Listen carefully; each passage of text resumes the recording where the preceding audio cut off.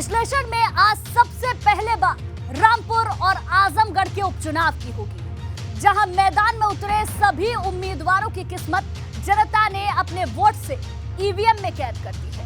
अब सबकी निगाहें 26 जून पर टिकी हुई है, क्योंकि जानकार इसे 24 का लिटमस टेस्ट के रूप में देख रहे हैं। लेकिन कम वोटिंग की रफ्तार ने कई सवाल भी खड़े कर दिए हैं, क्योंकि लोग घरों से तो निकले लेकिन उस तादाद में नहीं जैसी कि उम्मीद थी। और अब सवाल बड़ा है कि हारे तो कौन जिम्मेदार होगा, क्योंकि ईवीएम तो पहले से सवालों में रही है। क्या इस बार किसी और पर ठीकरा फोड़ा जाएगा?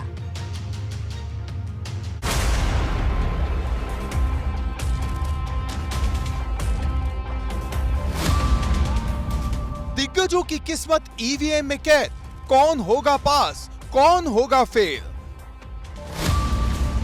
जून के महीने में धीमा मतदान, क्या गर्मी ने किया परेशान? रामपुर और आजमगढ़ में उपचुनाव की वोटिंग खत्म हो गई है। मैदान में उतरे सभी प्रत्याशियों की किस्मत ईवीएम में कैद हो गई है। लेकिन वोटिंग की धीमी रफ्तार हर किसी को परेशान कर रही है, क्योंकि रामपुर में जहां 47.01% वोटिंग हुई, वहीं आजमगढ़ में 45.97% वोटिंग हुई है। आजमगढ़ और रामपुर में हुए लोकसभा के उपचुनाव के लिए आज वोटिंग खत्म हो गई। हालांकि इन दोनों ही उपचुनाव में वोटर्स ने खास दिलचस्पी नहीं दिखाई।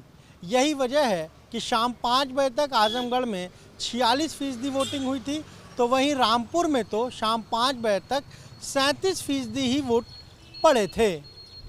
एक तरफ बीजेपी जहां कम वोटिंग को अपने पक्ष में बता रही है, तो वहीं समाजवादी पार्टी साफ तौर पर कह रही है कि दरअसल कम वोटिंग के पीछे कहीं ना कहीं सरकारी मशीनरी है। अब जानकार कम वोटिंग के मायने निकालने में लगे हैं, क्योंकि जून के महीने में गर्मी तो थी, लेकिन ये इतनी भी ज्यादा नहीं थी कि लोग मतदान करने के लिए घर से ना निकले। राजा और घनश्याम लोधी के बीच मुकाबला है। आज ये सभी जो कैंडिडेट हैं उनकी किस्मत अब ईवीएम में कैद हो गई है, और जब 26 जून को नतीजे आएंगे तब पता चलेगा कि जनता ने किसे अपनी नुमाइंदगी सौंपी है। वोटिंग में आम जनता ने भले ही उम्मीद के मुताबिक हिस्सा ना लिया हो, लेकिन वीआईपी वोटरों ने लोकतंत्र के इस पर्व में अपने मत का इस्तेमाल जमकर किया। आजम खान ने अपने परिवार के साथ रजा डिग्री कॉलेज में वोट डाला, तो केंद्रीय मंत्री मुख्तार अब्बास नकवी ने दानियापुर पोलिंग बूथ पर वोट डाला, जबकि नवाब फैमिली के काजिम अली खान ने अपने पूरे परिवार के साथ मतदान किया।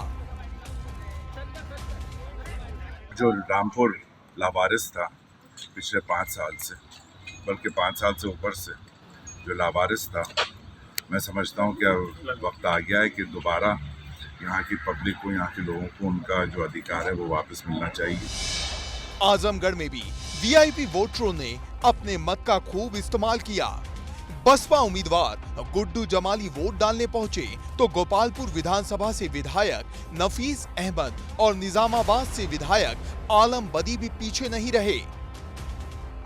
वीआईपी वोटर्स की भीड़ से दूर ज्यादा चर्चा रामपुर के 1.5 फीट के शाहनूर की हुई, जो मतदाताओं के आकर्षण का केंद्र बने रहे।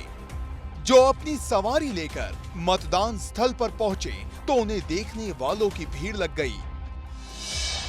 वोट सबसे बड़ी ताकत है इंसान की, ये हमारा अधिकार भी होता है, और इसका उपयोग करना हर देशवासी का अधिकार है। और मेरी सबसे यही अपील है कि इसका प्रयोग करें, इस्तेमाल करें। ये हमारे सारे हथियारों से बड़ा हथियार है। आपको बता दें, रामपुर में मुस्लिम वोटर गेम चेंजर की भूमिका में है, लेकिन महिला वोटर्स के बिना किसी भी प्रत्याशी की जीत संभव नहीं है।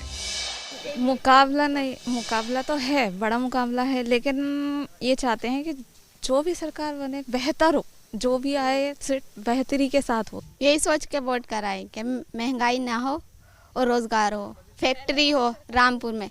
कारोबार नहीं है, सब भैया मतलब जो काम करते तो खाली फिर रहे हैं, और हमारे भैया क्या और जितने भी भैया लोग हैं तब सबके ही नहीं चाहते हैं कारोबार होना चाहिए।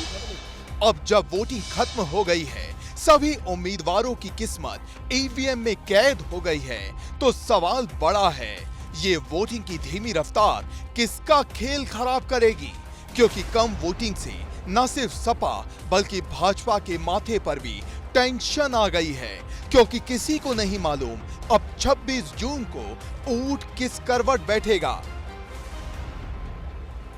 एबीपी गंगा के लिए रामपुर से सनूज शर्मा के साथ रविशंकर और आजमगढ़ से नीतीश पांडे के साथ खुर्रम नोमानी की रिपोर्ट।